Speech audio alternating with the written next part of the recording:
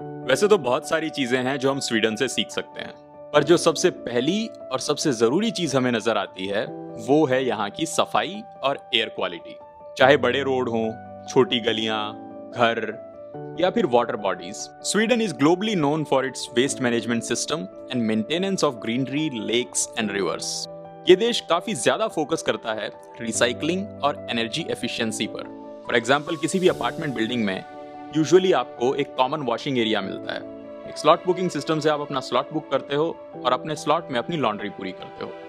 हर घर में washing machine रखने की बजाय उस स्पेस को बेहतर इस्तेमाल किया जा सकता है। घरों की बात करें तो हर घर की एंट्रेंस पर आपको एक शू रैक और जैकेट टांगने के लिए हैंगर मिल जाएंगे, क्योंकि सर्दियों में सब बर्फ से ढका रहता है। इसलिए लोग बर्फ से ढकी जैकेट और जूतों को घर में घुसते ही उतार देते हैं। वेस्ट मैनेजमेंट की बात करें तो आपको आसानी से डस्टबिन्स नजर आ जाएंगे, पर खाली डस्टबिन्स रख देने से पूरे देश के कूड़े की समस्या हल नहीं हो सकती। ऐसा क्या अलग कर रहा है ये देश जो बाकी देश नहीं कर रहे? स्वीडन में वेस्ट मैनेजमेंट का सबसे पहला स्टेप शुरू होता है सिटीजन से।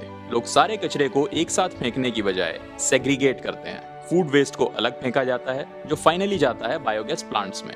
बाकी कचरे को आप एक साथ फेंक सकते हो जिसे एनर्जी में कन्वर्ट किया जाएगा, या फिर उसे भी आगे सेग्रीगेट किया जा सकता है। Metal waste, clear glass, coloured glass, electronics, newspapers, paper packaging और प्लास्टिक पैकेजिंग के लिए अलग अलग ट्रैश कैंस अपार्टमेंट कॉम्प्लेक्सेस में या फिर एरिया वाइज आपको मिल जाते हैं।